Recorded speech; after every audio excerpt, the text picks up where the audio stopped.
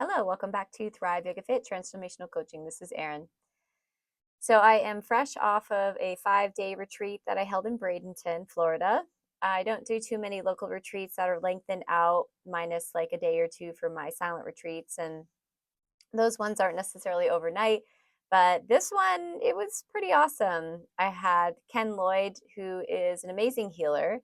And I also had him on this podcast probably about a year and a half, 2 years ago, maybe. He's a dear friend of mine. I do some private yoga with him, which is lovely. And I had a lot of return clients who had been to my retreats or trainings and, you know, were able to attend this one in Bradenton. They have families, they have kids, they can only take a certain amount off of work. So going to Japan for 12 days or Indonesia or Thailand is maybe a little bit too much. So it was so successful that we are planning to do another one in September. The early bird ends May 1st. It's $2,500. There are on-site lodging options as well, foods included. And I would like to hire an Ayurvedic chef to help like the detoxification process. So if you're interested in learning all these different tools, I do everything from the things that I teach in coach school to energetics to I coach people on the spot and we become medicine for each other. It's absolutely amazing. And me, I go through the process with you. Every single person there had a transformation. At least 4 people had some kind of awakening. So that tells you a little bit about what I do. So today I wanted to talk about a goddess embodiment. This is something that I have touched upon before. But after this retreat, kind of shook up some things for me, which is good. I like to get shook up too.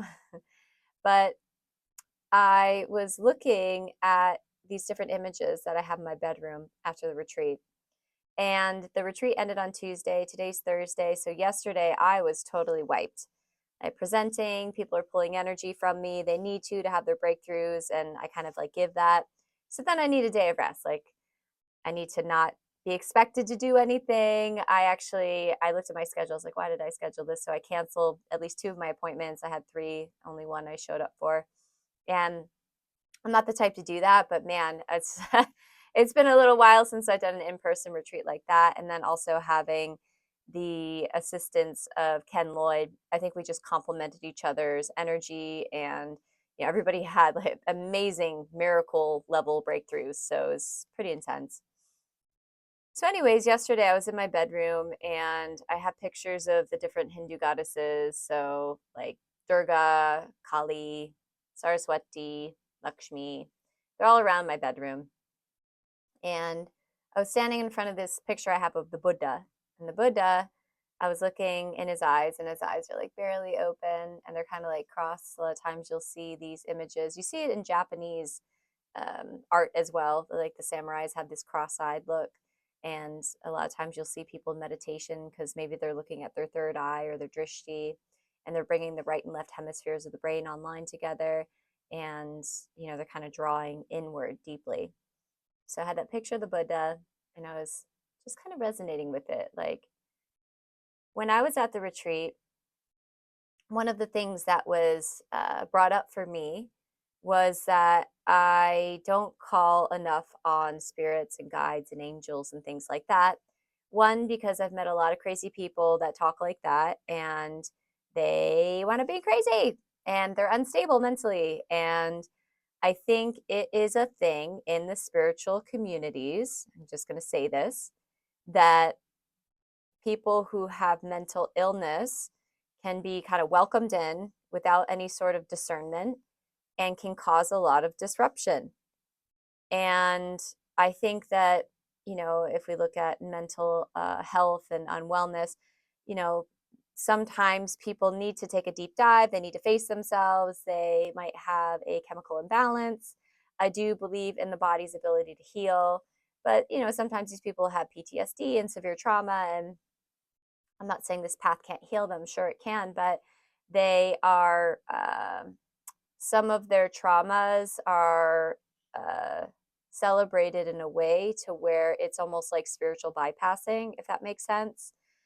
So that does happen in the spiritual communities. That being said, there's a lot of people that have real powers, have real things to share, and we all do, but what I'm saying is there's different levels to this stuff, okay? So anyways, in short, that is why I have resisted, calling upon angels and things like that. It hasn't felt real for me. And what Ken had expressed to me and, calling upon his guides is that, listen, kid, you got a lot of knowledge. You've been doing this stuff for a while.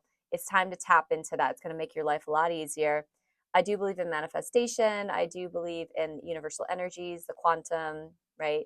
I don't live under a rock. I believe in those things, but I guess it was less like tangible. And maybe there was some fear that I don't want to be seen as one of those crazy people. I feel like as a podcaster and like a yogi and spiritual leader is that I one of my gifts maybe that I have for you is that I have one foot in the spiritual world and then I have one foot in like the human world.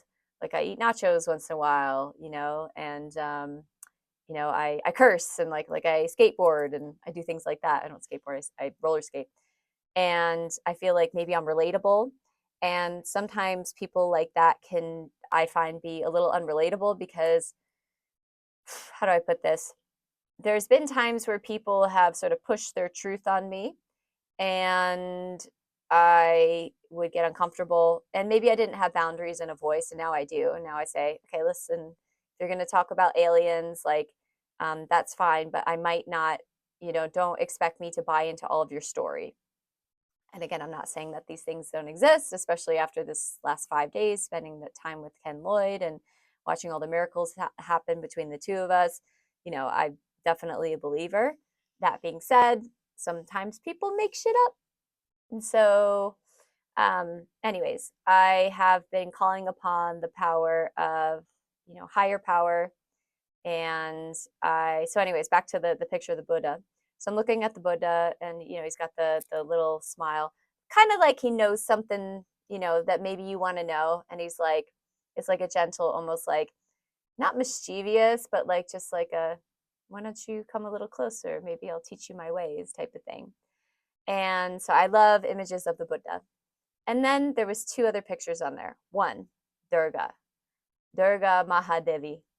And she is the goddess that gets stuff done. She is an aspect of Parvati, who is the consort of Shiva.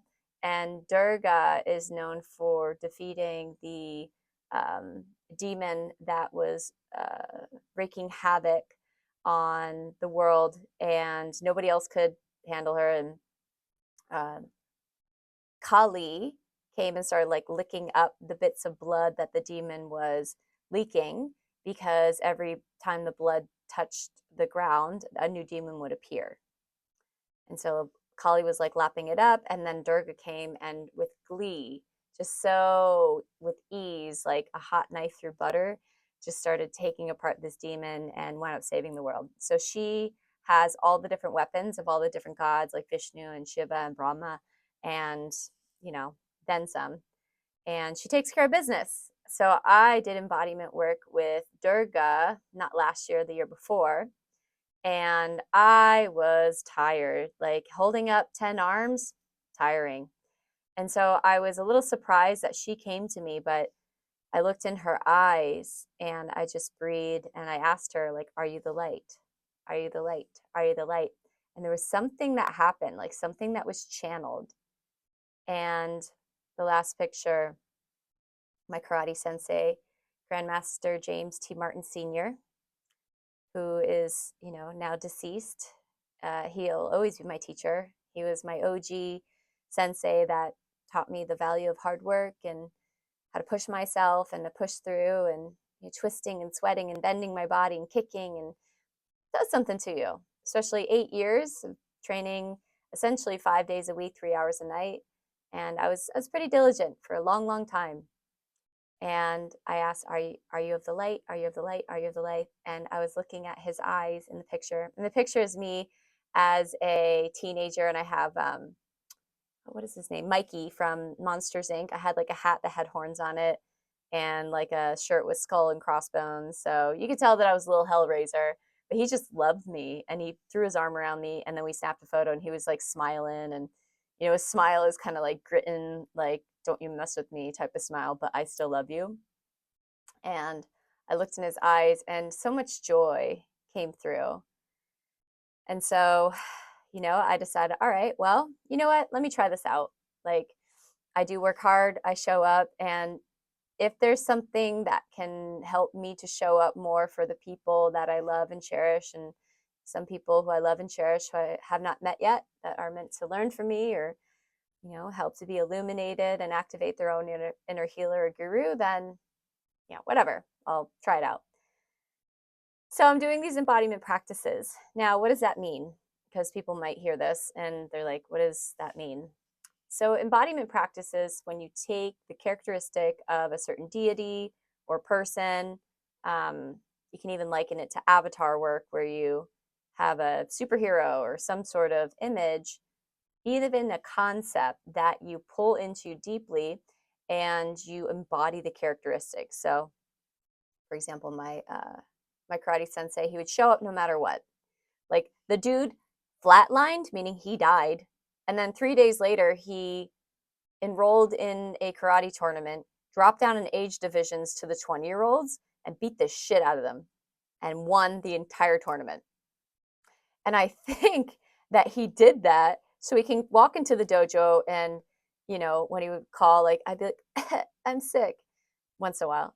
And he would be like, you get your ass in here. I died 3 days ago. And, he would go through the story and we're like, yeah. All right, I'll be a little late, but I'll be there. He's like, all right, see you soon, Red.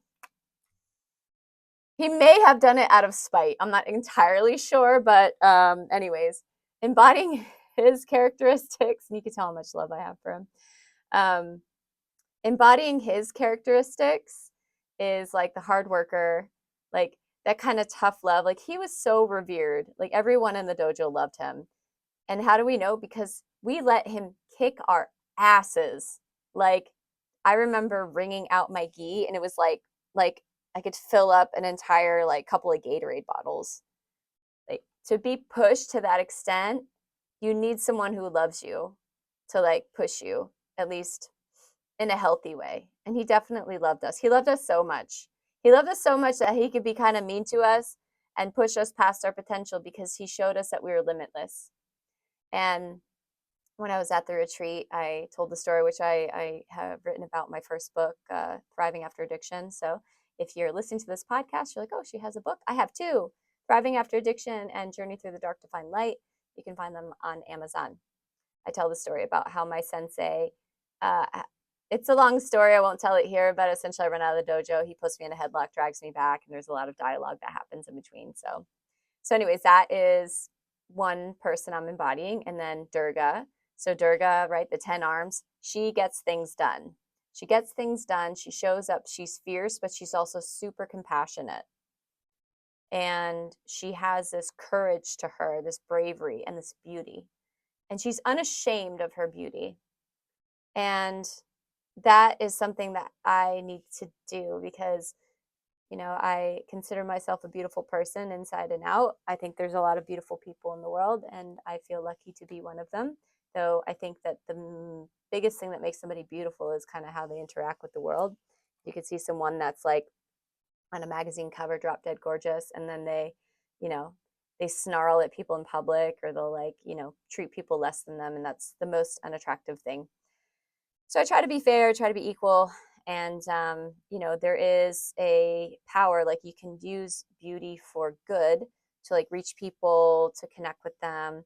And, if you believe you're beautiful, you see beauty in the world.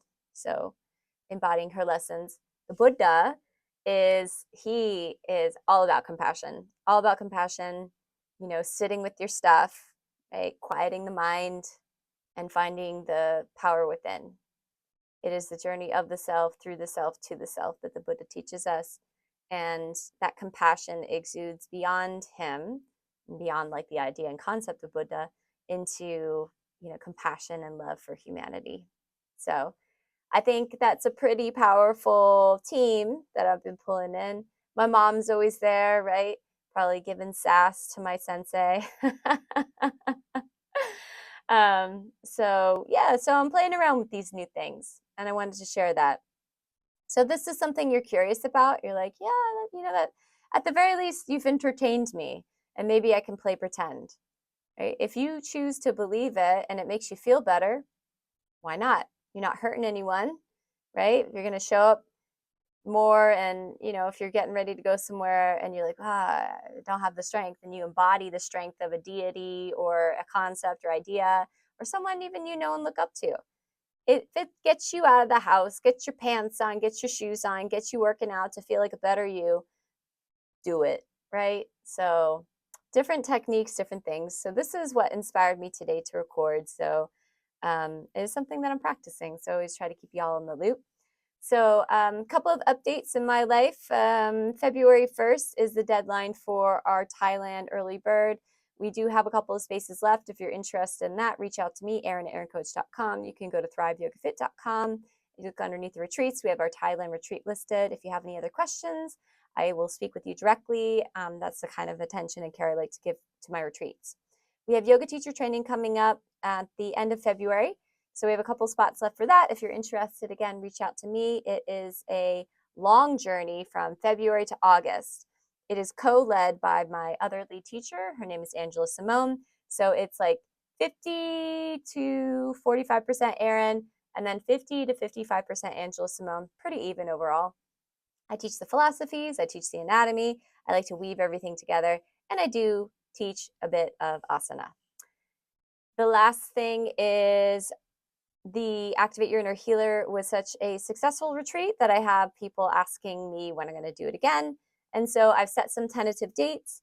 So September 23rd to the 27th, it will be local to Bradenton. I'm renting out a big house. There will be lodging options just in case you would want to stay. I think that's it for today. I appreciate you. Thank you so much for showing up day after day. And that's what it takes. Namaste.